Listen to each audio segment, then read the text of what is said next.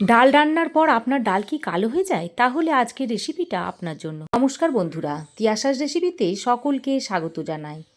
আজ আমি বানিয়ে দেখাবো কিভাবে ডালটা রান্না করলে আপনাদের ডালটা রান্নার পরেও কালো হবে না।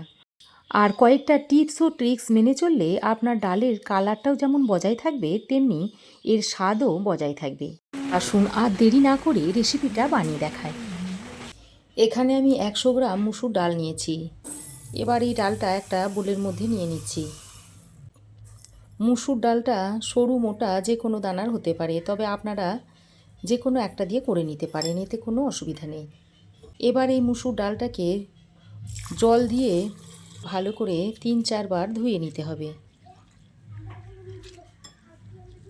মুসুর ডাল রান্না করার পর অনেক সময় ডালটা কালো হয়ে যায়, তবে এই ডালটা যদি খুব পরিষ্কারভাবে 3-4 বার জল বদলে বদলে ধুয়ে নিতে পারেন, তাহলে ডালটা কালো হয় না।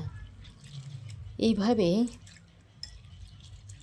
একটু চেপে চেপে ডালটাকে ধুয়ে নিতে হবে।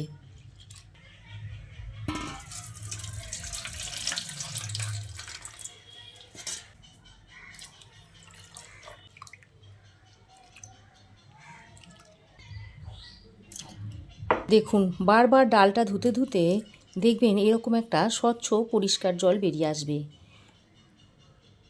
ততক্ষণ পর্যন্ত ডালটাকে ভালো করে ধুয়ে নিতে হবে। এরকম স্বচ্ছ জল বেরিয়ে না আসা পর্যন্ত ডালটাকে ধুলে কিন্তু তখন ডালটা রান্নার পরে কালো হয়ে যায়। 4 বার জল বদলে ধোয়ার পর এতে আমি আরও একটু স্বচ্ছ জল দিয়ে দিয়েছি। তারপর এটাকে এইভাবে জলের মধ্যে 30 মিনিট ভিজিয়ে রেখে দিতে হবে। জলে যদি এইভাবে 30 মিনিট ডালটাকে ভিজিয়ে রেখে দেওয়া হয়, তাহলে রান্না করতে সুবিধা হয়।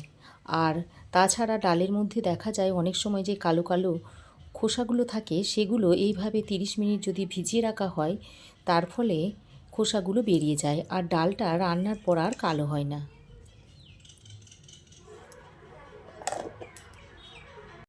ওদিকে ডালটা 30 মিনিট রেস্টে থাকতে থাকতে এদিকে দেখুন আমি একটা মাঝারি সাইজের পেঁয়াজ নিয়েছি আর কিছু রসুন নিয়েছি। এখন পেঁয়াজ আর এই রসুনটাকে একটু কুচিয়ে নেব।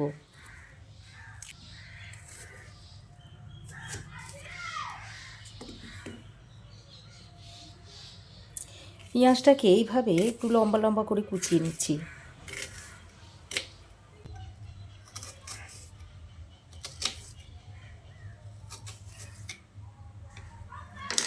দেখুন এইরকম লম্বা করে কুচিয়ে নিয়েছি।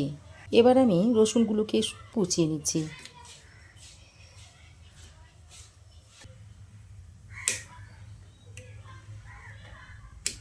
দেখুন রসুনগুলোকেও আমি একটু এরকম লম্বা লম্বা করে কুচিয়ে নিয়েছি। পেঁয়াজ ও রসুন আমি কুচিয়ে নিয়েছি। দেখুন 30 মিনিট পর ডালটা খুব ভালোভাবে ভিজে গেছে। এবার এই ডালটা ছেঁকে একটা কড়াইয়ের মধ্যে দিয়ে দিচ্ছি।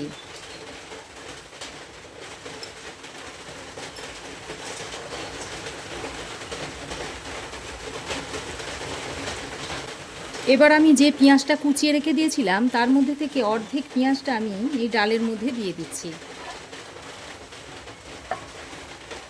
আর অর্ধেক রসুন কুচিটা এর মধ্যে দিয়ে দিচ্ছি। দুটো কাঁচা পাকা চেরা লঙ্কা এর মধ্যে দিয়ে দিচ্ছি। অল্প সামান্য পরিমাণে হলুদের গুঁড়ো দিয়ে দিচ্ছি, তবে ডালের মধ্যে হলুদের গুঁড়ো খুব বেশি দেওয়ার দরকার নেই। আর 1 চামচ মতো নুন দিয়ে দিচ্ছি। এবার আমি এর মধ্যে 1 লিটার মতো জল দিয়ে দিচ্ছি। 100 গ্রাম ডালের মধ্যে 1 লিটার জল দিতে হবে। যেহেতু ডালটা আমি পাতলা করে, তাই 1 লিটার জল আমি এই ডালের মধ্যে দিয়ে দিচ্ছি। তবে এই ডাল কালো হওয়ার ব্যাপারে জলের গুরুত্ব কিন্তু অপরিসীম। খেয়াল রাখতে হবে জলের মধ্যে যেন আয়রন না থাকে। আয়রন মুক্ত জলটা কিন্তু এখানে ব্যবহার করতে হবে। আয়রনযুক্ত জল ব্যবহার করলে ডালটা রান্না হওয়ার পর কালো হয়ে যাবে। এবার জলটা দিয়ে ডালের সঙ্গে ভালো করে নেড়েচেড়ে মিশিয়ে নিয়ে গ্যাসের ফ্লেমটাকে হাইতে করে ডালটাকে রান্না করে নিতে হবে। এবার হাই হিটে এরকম ঢাকা দিয়ে দিয়ে ডালটাকে রান্না করে নিচ্ছি। অনেক সময় হাই হিটে ডালটা রান্না করার সময় ডালটা উৎসে পড়ে যায়। সেক্ষেত্রে অনেকে গ্যাসের ফ্লেমটাকে কমিয়ে দেন, কিন্তু গ্যাসের ফ্লেমটাকে কমালে হবে না। গ্যাসের ফ্লেমটা হাইতে রেখেই এইভাবে নেড়ে চেড়ে ঢাকা দিয়ে দিয়ে ডালটাকে রান্না করে নিতে হবে, তা না হলে ডালটা রান্নার পর কালো হয়ে যাবে। এছাড়াও গ্যাসের ফ্লেমটা কমিয়ে দিলে ডালের মধ্যে যে হলুদটা দিয়েছি সেই হলুদের কাঁচা গন্ধটাও থেকে যাবে। এইভাবে নাড়াচাড়া করে ঢাকা দিয়ে দিয়ে 10 থেকে 15 মিনিট এইভাবে ডালটাকে সেদ্ধ করে নিতে হবে। ডালটা সেদ্ধ করার সময় সব সময় গ্যাসের ফ্লেমকে হাইতে রাখবেন, এটা খেয়াল রাখবেন। আর যখনই দেখবেন যে উপচে পড়ে যাচ্ছে তখনই ঢাকনাটা একবার এইভাবে খুলে নেবেন, তারপর আবার লাগিয়ে দেবেন। দেখুন ঢাকা দিয়ে দিয়ে হাই ফ্লেমে ডালটাকে আমি 10 মিনিট ধরে সেদ্ধ করে নিয়েছি। আর দেখুন ডাল খুব ভালোভাবে সেদ্ধ হয়ে গেছে। এবার আমি এরকম একটা ডাল ঘুটনির সাহায্যে ডালটাকে এইভাবে একটু ঘুটে দিচ্ছি।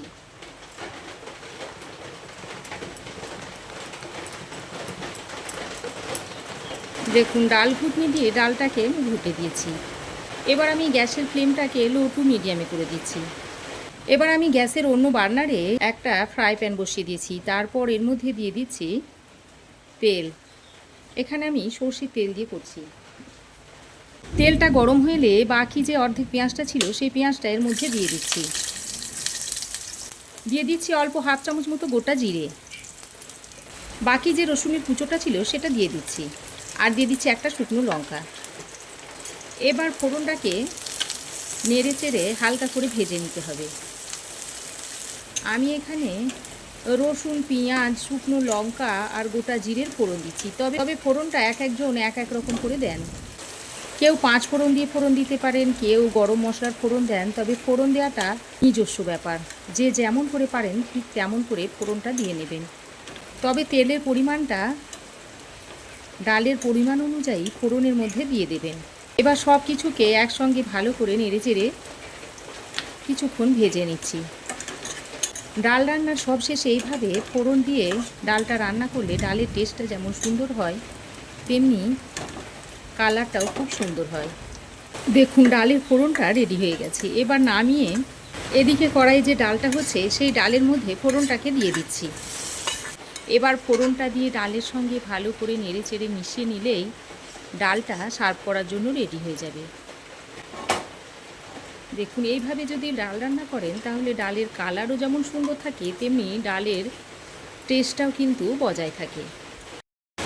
দেখুন ফোড়নটা দিয়ে ডালের সঙ্গে ভালো করে নেড়ে চেড়ে মিশিয়ে নিচ্ছি। আর ডালটা দেখুন কত সুন্দর হয়েছে। এই পাতলা ডালটা দেখুন এখন সার্ভ করার জন্য রেডি হয়ে গেছে। এইভাবে রান্না করে আপনারাও খেতে পারেন। তো বন্ধুরা, আমার এই আজকের পাতলা মুসুর ডালের রেসিপি আপনাদের কেমন লাগলো অবশ্যই একটা কমেন্ট করে জানাবেন। ভালো লাগলে একটা লাইক ও শেয়ার করবেন। পাশে থাকা বেল আইকনটা অবশ্যই প্রেস করবেন। আর আমার চ্যানেলে নতুন বন্ধু হয়ে থাকলে প্লিজ চ্যানেলটা সাবস্ক্রাইব করার অনুরোধ রইল। আজ এ পর্যন্ত। আবার দেখা হবে নতুন কোনো রেসিপি নিয়ে নেক্সট এপিসোডে। সে পর্যন্ত ভালো থাকবেন, সুস্থ থাকবেন। ধন্যবাদ।